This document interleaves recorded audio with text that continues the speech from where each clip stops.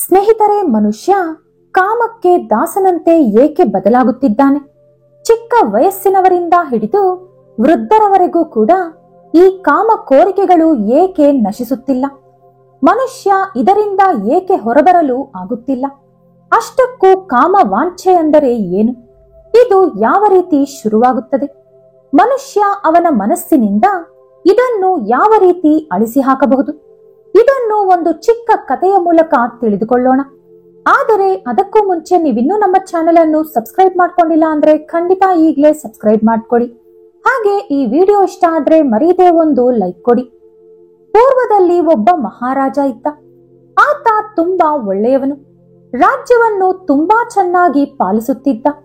ಎಷ್ಟೋ ಜನ ಬಡವರಿಗೆ ದಾನ ಧರ್ಮಗಳನ್ನು ಮಾಡುತ್ತಿದ್ದ. ಇಷ್ಟೆಲ್ಲ ಮಾಡುತ್ತಿದ್ದರೂ ಕೂಡ ಅವನನ್ನು ಪ್ರಜೆಗಳು ಒಳಗೊಳಗೆ ನಿಂದಿಸುತ್ತಿದ್ದರು. ಇದಕ್ಕೆ ಕಾರಣ ಮಹಾರಾಜ ಕಾಮಕ್ಕೆ ದಾಸನಾಗಿದ್ದ.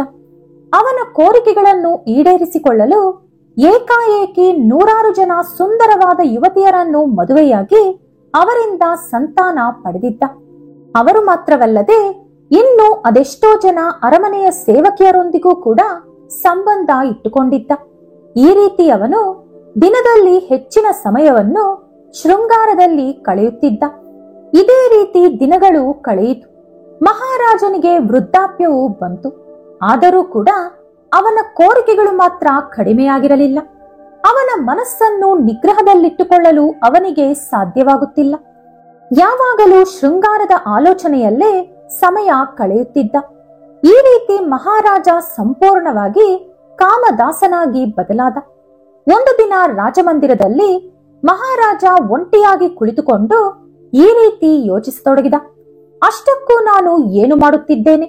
ನನ್ನೊಳಗೆ ಇಷ್ಟೊಂದು ಕಾಮ ಕೋರಿಕೆಗಳು ಏಕೆ ಹುಟ್ಟಿಕೊಳ್ಳುತ್ತಿದೆ? ಚಿಕ್ಕಂದಿನಲ್ಲಿ ನನಗೆ ಯಾವ ರೀತಿಯಾದ ಕೋರಿಕೆಯೂ ಇರಲಿಲ್ಲ. ಅದೇನೆಂದು ಕೂಡ ಆಗ ನನಗೆ ಗೊತ್ತಿರಲಿಲ್ಲ. ಹಾಗಿರುವಾಗ ನಾನು ಯುವಕನಾದಾಗಿನಿಂದ ನನ್ನೊಳಗೆ ಈ ಕೋರಿಕೆ ಹುಟ್ಟಿಕೊಂಡು ನನ್ನನ್ನು ಅದರ ದಾಸನಂತೆ ಬದಲಾಯಿಸಿಬಿಟ್ಟಿದೆ. ಅದು ಹಾಳಾಗೋಗಲಿ. ನಾನೀಗ ವೃದ್ಧನಾಗಿದ್ದೇನೆ. ಆದರೂ ಕೂಡ ನನ್ನೊಳಗೆ ಈ ಕೋರಿಕೆಗಳು ಮಾತ್ರ ಏಕೆ ಸಾಯುತ್ತಿಲ್ಲ? ನಾನು ಯಾವುದೇ ಕ್ಷಣ ಮೃತಪಡಬಹುದು. ನನಗೆ 100 ಜನ ಸುಂದರವಾದ ರಾಣಿಗಳಿದ್ದಾರೆ. ಅವರಿಗೆ ನೂರಾರು ಜನ ಮಕ್ಕಳಿದ್ದಾರೆ. ನಾನು ಇದೇ ಕೋರಿಕೆಯಿಂದ ಮೃತಪಟ್ಟರೆ ನನಗೆ ಮೋಕ್ಷ ಸಿಗುವುದಿಲ್ಲ. ನನ್ನ ಆತ್ಮಕ್ಕೆ ಮುಕ್ತಿ ಸಿಗುವುದಿಲ್ಲ. ಖಂಡಿತವಾಗಿಯೂ ನನ್ನ ಆತ್ಮದ ಜೊತೆ ಈ ಕೋರಿಕೆಯೂ ಕೂಡ ನನ್ನ ಜೊತೆಯೇ ಬರುತ್ತದೆ. ಅದರ ಫಲವನ್ನು ನಾನು ಮುಂದಿನ ಜನ್ಮದಲ್ಲೂ ಕೂಡ ಅನುಭವಿಸಬೇಕಾಗುತ್ತದೆ. ಆ ರೀತಿ ಆಗಬಾರದು ಅಂದರೆ ನಾನು ಈ ಜನ್ಮದಲ್ಲೇ ಈ ಕೋರಿಕೆಯನ್ನು ನನ್ನ ಮನಸ್ಸಿಂದ ಅಳಿಸಿ ಹಾಕಬೇಕು. ಅದರಿಂದ ನಾನು ವಿಮುಕ್ತಿ ಪಡೆಯಬೇಕು. ಈ ಆಲೋಚನೆಯನ್ನು ನನ್ನ ಶರೀರದ ಜೊತೆ ಇಲ್ಲಿಯೇ ಬಿಡಬೇಕು. ಆಗಲೇ ನನ್ನ ಆತ್ಮಕ್ಕೆ ಮುಕ್ತಿ ಲಭಿಸುತ್ತದೆ. ಆದರೆ ಅದು ಹೇಗೆ ಸಾಧ್ಯ? ಕಾಮ ಕೋರಿಕೆಯಿಂದ ನಾನು ತಪ್ಪಿಸಿಕೊಳ್ಳುವುದು ಹೇಗೆ ಎಂದು ಗಾಢವಾಗಿ ಯೋಚಿಸತೊಡಗಿದ. ಮಾರನೆಯ ದಿನ ಕೆಲ ವಿದ್ವಾಂಸಕರು, ಸಾಧುಗಳು, ಮಹಾಜ್ಞಾನಿಗಳನ್ನು ಸಭೆಗೆ ಕರೆಸಿದ. ಅವರೆಲ್ಲರನ್ನೂ ಉದ್ದೇಶಿಸಿ, ಎಲ್ಲರೂ ಜಾಗ್ರತೆಯಿಂದ ಕೇಳಿಸಿಕೊಳ್ಳಿ.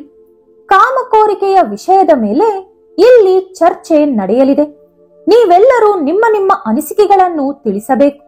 ಯಾರು ನನ್ನ ಮನಸ್ಸಿಗೆ ತೃಪ್ತಿ ಕೊಡುವ ಉತ್ತರ ಕೊಡುತ್ತಾರೋ ಅವರನ್ನು ನನ್ನ ಸಲಹಾದಾರನಾಗಿ ನೇಮಿಸುತ್ತೇನೆ ಅಂದ ಮಹಾರಾಜ. ಎಲ್ಲರೂ ವೇದ, ಉಪನಿಷತ್ತು, ಪುರಾಣಗಳಲ್ಲಿರುವ ವಿಷಯಗಳನ್ನು ಓದುತ್ತಿದ್ದರು. ಆಗ ಮಹಾರಾಜ, ನನ್ನ ಮೊದಲನೇ ಪ್ರಶ್ನೆ, ಬ್ರಹ್ಮಚರ್ಯ ಅಂದರೆ ಏನು? ಅದರ ಪ್ರಯೋಜನ ಏನು ಎಂದು ಪ್ರಶ್ನಿಸಿದ. ಆಗ ಸಭೆಯಲ್ಲಿದ್ದ ಒಬ್ಬ ವ್ಯಕ್ತಿ ಮುಂದೆ ಬಂದು, ಮಹಾರಾಜ, ಯಾವ ವ್ಯಕ್ತಿ ಅವನ ಜೀವನಾವಧಿಯಲ್ಲಿ ಒಂದು ಬಾರಿಯೂ ಸಂಭೋಗ ನಡೆಸಿರುವುದಿಲ್ಲವೋ ಅವನೇ ಬ್ರಹ್ಮಚಾರಿ ಎಂದು ಹೇಳಿದ. ಆಗ ಇನ್ನೊಬ್ಬ ವ್ಯಕ್ತಿ ಎದ್ದು ಆ ಉತ್ತರವನ್ನು ವ್ಯತಿರೇಕಿಸುತ್ತಾ, ಮಹಾರಾಜ, ಯಾವ ವ್ಯಕ್ತಿ ಪೂರ್ವದಲ್ಲಿ ಸಂಭೋಗ ಮಾಡಿದ್ದರೂ ವರ್ತಮಾನದಲ್ಲಿ ಮಾಡದೆ ನಿಲ್ಲಿಸಿರುತ್ತಾನೋ ಅವನು ಕೂಡ ಬ್ರಹ್ಮಚಾರಿನೇ ಎಂದು ಹೇಳಿದ. ಆದರೆ ಮಹಾರಾಜನಿಗೆ ಅವರಿಬ್ಬರ ಉತ್ತರ ಕೂಡ ತೃಪ್ತಿ ಕೊಡಲಿಲ್ಲ. ಇತ್ತ ಎಲ್ಲರೂ ಮಹಾರಾಜನಿಗೆ ತೃಪ್ತಿ ಕೊಡುವ ಉತ್ತರಕ್ಕಾಗಿ ಚರ್ಚೆ ಮಾಡುತ್ತಿದ್ದರು. ಎಲ್ಲರೂ ಅವರವರಿಗೆ ತೋಚಿದ ಉತ್ತರಗಳನ್ನು ಕೊಡುತ್ತಿದ್ದರು. ಅದೇ ಸಮಯದಲ್ಲಿ ಅಲ್ಲೊಬ್ಬ ಯುವ ಸನ್ಯಾಸಿ ಬಂದ. ಅವನ ಜೊತೆ ಇಬ್ಬರು ಸುಂದರವಾದ ಯುವತಿಯರಿದ್ದರು. ಅವರನ್ನು ನೋಡಿ ಆ ಸಭೆಯಲ್ಲಿರುವವರೆಲ್ಲ ಜೋರಾಗಿ ನಗಲು ಶುರು ಮಾಡಿದರು. ಆ ಸಭೆಯಲ್ಲಿದ್ದ ಒಬ್ಬ ವ್ಯಕ್ತಿ ಎದ್ದು ನಿಂತು, ಮಹಾರಾಜ, ಇವನೇ ಸ್ವತಃ ಕಾಮಕೋರಿಕೆಯಲ್ಲಿ ಮುಳುಗಿ ಹೋಗಿದ್ದಾನೆ. ಇಬ್ಬಿಬ್ಬರು ಯುವತಿಯರನ್ನು ಜೊತೆಗಿಟ್ಟುಕೊಂಡು ಓಡಾಡುತ್ತಿದ್ದಾನೆ. ಅಂಥದ್ದರಲ್ಲಿ ಇವನು ನಿಮ್ಮ ಪ್ರಶ್ನೆಗಳಿಗೆ ಯಾವ ರೀತಿ ಉತ್ತರ ಕೊಡಲು ಸಾಧ್ಯ ಎಂದು ಆ ಯುವ ಸನ್ಯಾಸಿಯನ್ನು ಹೀಯಾಳಿಸಿದ. ಆಗ ಆ ಸನ್ಯಾಸಿ, ಏನಪ್ಪ, ನಿನಗೆ ನಾನು ಕಾಮಕ್ಕೆ ದಾಸ ಎಂದು ಯಾವ ರೀತಿ ಗೊತ್ತಾಯಿತು? ನಾನು ನಿನಗೆ ಹೇಳಲೇ ಇಲ್ಲವಲ್ಲ ಎಂದು ಕೇಳಿದ. ನಾನೇನು ಕುರುಡನಲ್ಲ. ನೀನಿಲ್ಲಿ ಇಬ್ಬರು ಸುಂದರವಾದ ಮಹಿಳೆಯರನ್ನು ಕರೆದುಕೊಂಡು ಬಂದಿರುವೆ, ಅದು ಎಲ್ಲರಿಗೂ ಕಾಣಿಸುತ್ತಿದೆ ಅಂದ ಆ ವ್ಯಕ್ತಿ. ಆಗ ಆ ಯುವ ಸನ್ಯಾಸಿ, ನೋಡು, ನೀನು ಹೇಳುತ್ತಿರುವ ಆ ಇಬ್ಬರು ಸುಂದರವಾದ ಯುವತಿಯರು ನನ್ನ ಸಹೋದರಿಯರು. ನಿನ್ನ ಆಲೋಚನೆಯಲ್ಲೇ ತಪ್ಪಿದೆ ಎಂದು ಹೇಳಿದ.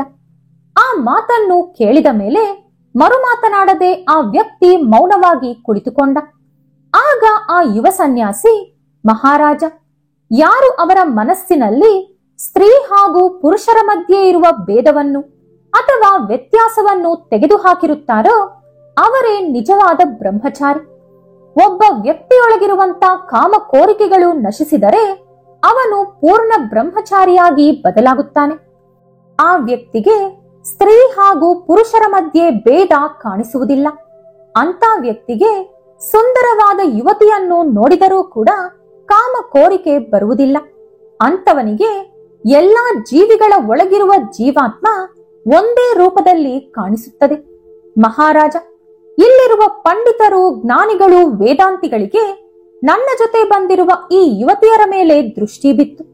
ಒಬ್ಬ ಪುರುಷನೊಂದಿಗೆ ಒಂದು ಮಹಿಳೆ ಇದ್ದರೆ ಆಕೆ ಅವನ ತಾಯಿಯಾಗಿರಬಹುದು, ಹೆಂಡತಿಯಾಗಿರಬಹುದು, ಸಹೋದರಿಯಾಗಿರಬಹುದು, ಸ್ನೇಹಿತೆಯಾಗಿರಬಹುದು, ಅಥವಾ ಮಗಳಾಗಿರಬಹುದು, ಅಥವಾ ಒಂದು ಬಂಧು ಕೂಡ ಆಗಿರಬಹುದು. ಆದರೆ ಇವರ ಮನಸ್ಸಿಗೆ ಅದ್ಯಾವ ಸಂಬಂಧವೂ ಕಾಣಿಸಲಿಲ್ಲ. ಕೇವಲ ಅಕ್ರಮ ಸಂಬಂಧ ಮಾತ್ರವೇ ಕಾಣಿಸಿತು. ಅಂದರೆ ಇಲ್ಲಿರುವ ಯಾರಿಗೂ ಬ್ರಹ್ಮಚರ್ಯದ ನಿಜವಾದ ಅರ್ಥವೇ ಗೊತ್ತಿಲ್ಲ ಎಂದು ಹೇಳಿದ. ಮಹಾರಾಜನಿಗೆ ಅವನು ಕೊಟ್ಟಂತ ಉತ್ತರ ಇಷ್ಟವಾಯಿತು. ಆತ ವೇದಗಳನ್ನು ಓದಿರುವ ಪಂಡಿತನಂತೆ ಕೂಡ ಕಾಣಿಸುತ್ತಿರಲಿಲ್ಲ. ಆದರೆ ಅವನೊಳಗೆ ಏನೋ ಒಂದು ಶಕ್ತಿ ಇದೆ ಎಂದು ಮಹಾರಾಜನಿಗೆ ಅನಿಸಿತು. ಇನ್ನು ಅವನ ಎರಡನೇ ಪ್ರಶ್ನೆಯನ್ನು ಸಭೆಗಲ್ಲದೆ ನೇರವಾಗಿ ಆ ಯುವ ಸನ್ಯಾಸಿಯನ್ನೇ ಮಹಾರಾಜ ಕೇಳಿದ. ನನ್ನ ಎರಡನೇ ಪ್ರಶ್ನೆ, ಮನುಷ್ಯ ಬ್ರಹ್ಮಚರ್ಯ ಏಕೆ ಪಾಲಿಸಬೇಕು? ಇದರಿಂದ ಪ್ರಯೋಜನ ಏನು ಎಂದ ಮಹಾರಾಜ. ಆಗ ಆ ಸನ್ಯಾಸಿ, ಮಹಾರಾಜ, ಒಂದು ಮರ ಬಲಶಾಲಿಯ ಅಥವಾ ಒಂದು ಬೀಜ ಬಲಶಾಲಿಯ ಎಂದು ಕೇಳಿದ. ಒಂದು ಮರ ಬೀಜದಿಂದಲೇ ಹುಟ್ಟುತ್ತೆ, ಹಾಗಾಗಿ ಬೀಜವೇ ಬಲಶಾಲಿ ಅಂದ ಮಹಾರಾಜ. ಆಗ ಸನ್ಯಾಸಿ, ಮಹಾರಾಜ, ಸರಿಯಾಗಿ ಹೇಳಿದ್ದೀರಿ. ನಮ್ಮ ದೇಹದೊಳಗೂ ಕೂಡ ನಮಗೆ ಶಕ್ತಿ ಕೊಡುವಂತ ಕೆಲವು ಬೀಜಗಳಿರುತ್ತವೆ.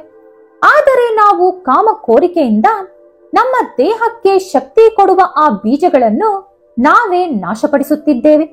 ಅವು ನಾಶವಾಗುವುದರಿಂದ ನಮ್ಮೊಳಗೆ ಸೋಮಾರಿತನ, ನಿಶ್ಶಕ್ತಿ ಹೆಚ್ಚಾಗುತ್ತದೆ. ನಾವು ತಿನ್ನುವ ಆಹಾರದಿಂದ ನಮ್ಮ ದೇಹದೊಳಗೆ ರಕ್ತ ಉತ್ಪತ್ತಿಯಾಗುತ್ತದೆ. ರಕ್ತದಿಂದ ಮಾಂಸ ಹಾಗೂ ಮೂಳೆಗಳು ತಯಾರಾಗುತ್ತದೆ. ಆದರೆ ಕಾಮ ಕೋರಿಕೆಯಿಂದ ನಮಗೆ ಶಕ್ತಿ, ತೇಜಸ್ಸು, ಬುದ್ಧಿ, ಜ್ಞಾನ, ಬಲ ಕೊಡುವಂತ ಬೀಜಗಳನ್ನು ನಾವೇ ಹಾಳು ಮಾಡಿಕೊಳ್ಳುತ್ತಿದ್ದೇವೆ. ಅದೇ ಒಂದು ವೇಳೆ ಜೀವನದಲ್ಲಿ ಬ್ರಹ್ಮಚರ್ಯ ಅಳವಡಿಸಿಕೊಂಡರೆ ಶಾರೀರಿಕ ಹಾಗೂ ಮಾನಸಿಕವಾಗಿ ನಮಗೆ ಶಕ್ತಿ ದೊರಕುತ್ತದೆ. ಮಹಾರಾಜ, ಪ್ರಾಣಿಗಳಲ್ಲೂ ಕೂಡ ಕಾಮ ಕೋರಿಕೆ ಇರುತ್ತದೆ. ಆದರೆ ಅವು ಅದನ್ನು ಕೇವಲ ಅವುಗಳ ಸಂತಾನೋತ್ಪತ್ತಿಗೆ ಮಾತ್ರವೇ ಉಪಯೋಗಿಸಿಕೊಳ್ಳುತ್ತವೆ. ಆದರೆ ಮನುಷ್ಯ ಮಾತ್ರ ಅವನಿಗೆ ಸಿಗುವಂತ ಕ್ಷಣಿಕ ಸುಖಕ್ಕಾಗಿ ಕಾಮಕ್ಕೆ ದಾಸನಂತೆ ಬದಲಾಗುತ್ತಿದ್ದಾನೆ. ನಮ್ಮೊಳಗೆ ಅತಿ ಕಡಿಮೆ ಪ್ರಮಾಣದಲ್ಲಿ ಉತ್ಪತ್ತಿಯಾಗುವಂತ ಕಾಮಬೀಜಗಳು ನಮ್ಮ ದೇಹಕ್ಕೆ ಎಷ್ಟೋ ಶಕ್ತಿ ಹಾಗೂ ಯುಕ್ತಿಯನ್ನು ಕೊಡುತ್ತದೆ. ಅದರಿಂದ ನಮ್ಮ ಮುಖದಲ್ಲಿ ಹೊಳಪು ಕಾಣಿಸುತ್ತದೆ. ರೋಗ ನಿರೋಧಕ ಶಕ್ತಿ ದೇಹದಲ್ಲಿ ಹೆಚ್ಚಾಗುತ್ತದೆ. ಆ ವ್ಯಕ್ತಿ ಯಾವಾಗಲೂ ಶಾರೀರಿಕ ಅಥವಾ ಮಾನಸಿಕ ವೇದನೆ ಇಲ್ಲದೆ ಸಂತೋಷವಾಗಿ ಕಾಣಿಸುತ್ತಾನೆ ಎಂದು ಹೇಳಿದ. ಮಹಾರಾಜನಿಗೆ ಆ ಉತ್ತರವೂ ಕೂಡ ತೃಪ್ತಿ ಕೊಟ್ಟಿತು. ಇನ್ನು ನನ್ನ ಮೂರನೇ ಪ್ರಶ್ನೆ, ಮನುಷ್ಯ ಕಾಮಕೋರಿಕೆಯಿಂದ ಯಾವ ರೀತಿ ಹೊರಬರುವುದು ಎಂದು ಕೇಳಿದ ಮಹಾರಾಜ. ಆಗ ಆ ಸನ್ಯಾಸಿ, ಮಹಾರಾಜ, ಕಾಮಕೋರಿಕೆ ನಮ್ಮೊಳಗಿರುವುದು ತಪ್ಪಲ್ಲ. ಅದು ದೇವರು ಎಲ್ಲ ಜೀವಿಗಳ ಒಳಗೂ ಇಟ್ಟಂತ ಸಹಜ ಗುಣ. ಒಬ್ಬ ವ್ಯಕ್ತಿ ಅವನ ಹೆಂಡತಿಯೊಂದಿಗೆ ಮಾತ್ರವೇ ಅವನ ಕೋರಿಕೆ ಈಡೇರಿಸಿಕೊಳ್ಳಬೇಕು. ಅದು ಕೂಡ ಒಂದು ಸೀಮಿತ ಅವಧಿಯವರೆಗೂ ಮಾತ್ರವೇ. ಏಕೆಂದರೆ ಸಂತಾನೋತ್ಪತ್ತಿ ಎಲ್ಲದಕ್ಕಿಂತಲೂ ಮುಖ್ಯವಾದುದು. ಅದು ಪ್ರತಿ ಮನುಷ್ಯನ ಕರ್ತವ್ಯ. ಆದರೆ ಈ ಕಾಮಕ್ಕೆ ದಾಸನಾಗಿರುವಂತ ವ್ಯಕ್ತಿ ಮಾತ್ರ ಅನೇಕರ ಜೊತೆ ಅನೇಕ ಬಾರಿ ಸಂಭೋಗ ನಡೆಸುತ್ತಾನೆ. ಆದರೂ ಕೂಡ ಅವನೊಳಗಿರುವ ಕೋರಿಕೆ ಮಾತ್ರ ಹೋಗುವುದಿಲ್ಲ. ಮಹಾರಾಜ, ನೀವು ನಿಮ್ಮ ಜೀವನದಲ್ಲಿ ನೂರಾರು ಮಹಾರಾಣಿಯರನ್ನು ವಿವಾಹವಾಗಿದ್ದೀರಿ. ಅದೆಷ್ಟೋ ಯುವತಿಯರೊಂದಿಗೆ ಸುಖಭೋಗಗಳನ್ನು ಕೂಡ ಅನುಭವಿಸಿದ್ದೀರಿ. ಆದರೂ ಕೂಡ ನಿಮ್ಮ ಮನಸ್ಸು ಇನ್ನೂ ಅದೇ ಕೋರಿಕೆಯ ಮೇಲೆ ಸ್ಥಿರವಾಗಿ ನಿಂತಿದೆ. ಸಾಮಾನ್ಯವಾಗಿ ಒಂದೇ ಸಂಗಾತಿಯೊಂದಿಗೂ ಕೂಡ ತೃಪ್ತಿ ಪಡೆಯಬಹುದು. ಆದರೆ ಕಾಮದಾಸನಿಗೆ ಮಾತ್ರ ಎಷ್ಟು ಜನರ ಜೊತೆ ಸಂಭೋಗ ನಡೆಸಿದರೂ ಕೂಡ ಅವನ ಕೋರಿಕೆ ಮಾತ್ರ ಕಡಿಮೆಯಾಗುವುದಿಲ್ಲ, ಇನ್ನೂ ಹೆಚ್ಚಾಗುತ್ತಲೇ ಇರುತ್ತದೆ. ಇನ್ನು ಹೊಸ ಹೊಸ ವ್ಯಕ್ತಿಗಳು ಬೇಕು ಅನಿಸುತ್ತದೆ. ಮಹಾರಾಜ, ಯಾವ ವ್ಯಕ್ತಿಗೆ ಜೀವನದಲ್ಲಿ ಒಂದು ಗುರಿ ಇರುವುದಿಲ್ಲವೋ ಆ ವ್ಯಕ್ತಿ ತಾತ್ಕಾಲಿಕ ಭೋಗಗಳ ಮೇಲೆ ಗಮನ ಹರಿಸುತ್ತಾನೆ. ಒಂದು ವೇಳೆ ನಮಗೊಂದು ವಿಷಯದ ಬಗ್ಗೆ ನಿರ್ದಿಷ್ಟವಾದ ಗುರಿ ಇದ್ದರೆ ನಮ್ಮ ಮನಸ್ಸು ಆ ವಿಷಯದ ಮೇಲೆ ಮಾತ್ರವೇ, ಅಂದರೆ ನಮ್ಮ ಗುರಿ ಸಾಧಿಸುವುದರ ಮೇಲೆ ಮಾತ್ರವೇ ಇರುತ್ತದೆ. ಕಾಮದ ಬಗ್ಗೆ ಯೋಚನೆ ಮಾಡಲು ಅವರಿಗೆ ಸಮಯವೇ ಇರುವುದಿಲ್ಲ. ಯಾವ ಗೊತ್ತು ಗುರಿ ಇಲ್ಲದ ವ್ಯಕ್ತಿ ಕೆಟ್ಟ ಚಟಗಳಿಗೆ ದಾಸನಾಗುತ್ತಾನೆ. ಕಾಮಕೋರಿಕೆ ಎಂಬುದು ಮೊದಲು ನಮ್ಮ ಆಲೋಚನೆಗಳ ಮೂಲಕ ಹುಟ್ಟಿಕೊಳ್ಳುತ್ತದೆ. ಹಾಗಾಗಿ ನಮ್ಮ ಆಲೋಚನೆಗಳನ್ನು ಒಳ್ಳೆ ವಿಷಯಗಳ ಮೇಲೆ ಇರಿಸಿದರೆ ಇಂತಹ ಕೆಟ್ಟ ಕೋರಿಕೆಗಳು ನಮ್ಮೊಳಗೆ ಉದ್ಭವಿಸುವುದಿಲ್ಲ. ಮಹಾರಾಜ, ಈ ಸಂದರ್ಭದಲ್ಲಿ ನಾನು ನಿಮಗೊಂದು ಚಿಕ್ಕ ಕತೆ ಹೇಳುತ್ತೇನೆ, ಕೇಳಿ. ಇಬ್ಬರು ಸನ್ಯಾಸಿಗಳು ಒಂದು ಕಡೆ ಭಿಕ್ಷೆ ಪಡೆದುಕೊಂಡು ಹಿಂದಿರುಗಿ ಆಶ್ರಮಕ್ಕೆ ಹೋಗುತ್ತಿದ್ದರು. ಅವರು ಹೋಗುತ್ತಿರುವ ದಾರಿಯಲ್ಲಿ ಒಂದು ನದಿ ಇತ್ತು. ಆಶ್ರಮ ತಲುಪಲು ಆ ನದಿ ದಾಟಿ ಹೋಗಬೇಕಿತ್ತು. ಅದೇ ಸಮಯದಲ್ಲಿ ಆ ನದಿ ದಡದಲ್ಲಿ ಒಂದು ಮಹಿಳೆ ನಿಂತಿದ್ದಳು. ಅವಳು ಆ ಸನ್ಯಾಸಿಗಳೊಂದಿಗೆ, ಮಹಾತ್ಮರೇ, ನಾನು ಈ ನದಿಯನ್ನು ದಾಟಬೇಕಿದೆ, ದಯವಿಟ್ಟು ನನ್ನನ್ನು ಈ ನದಿ ದಾಟಿಸಿ ಎಂದು ಕೇಳಿದಳು. ಆ ಇಬ್ಬರು ಸನ್ಯಾಸಿಗಳಲ್ಲಿ ಒಬ್ಬ ಸನ್ಯಾಸಿ ಅವನ ಮನಸ್ಸಿನೊಳಗೆ, ಅಯ್ಯೋ, ನಾನೊಬ್ಬ ಸನ್ಯಾಸಿ, ಮೊದಲೇ ಬ್ರಹ್ಮಚಾರಿ, ಹಾಗಿರುವಾಗ ಈ ಮಹಿಳೆಯನ್ನು ಮುಟ್ಟಿ ನದಿ ದಾಟಿಸುವುದು ಹೇಗೆ ಎಂದು. ಆದರೆ ಇನ್ನೊಬ್ಬ ಸನ್ಯಾಸಿ ಮಾತ್ರ, ಬನ್ನಿ ತಾಯಿ ಎಂದು ಆಕೆಯನ್ನು ಅವನ ಹೆಗಲ ಮೇಲೆ ಹೊತ್ತುಕೊಂಡು ನದಿ ದಾಟಿಸಿದ. ಆದರೆ ಇದು ಅವನ ಜೊತೆ ಇದ್ದಂತ ಸನ್ಯಾಸಿಗೆ ಇಡಿಸಲಿಲ್ಲ. ಹೋಗುವಾಗ ದಾರಿಯಲ್ಲಿ ಆ ಸನ್ಯಾಸಿಯೊಂದಿಗೆ, ನೀನು ಮಾಡಿದ್ದು ತುಂಬಾ ದೊಡ್ಡ ತಪ್ಪು, ನೀನು ಆಕೆಯನ್ನು ಹೆಗಲ ಮೇಲೆ ಹೊತ್ತುಕೊಳ್ಳಬಾರದಿತ್ತು, ನೀನು ಆಕೆಯನ್ನು ಮುಟ್ಟಿ ನದಿ ದಾಟಿಸಿ ಮಹಾಪಾಪ ಮಾಡಿದ್ದೀಯ, ಈ ವಿಷಯವನ್ನು ನಾನು ಇಲ್ಲಿಗೆ ಬಿಡುವುದಿಲ್ಲ, ಖಂಡಿತ ಗುರುಗಳಿಗೆ ಹೇಳುತ್ತೇನೆ ಎಂದ.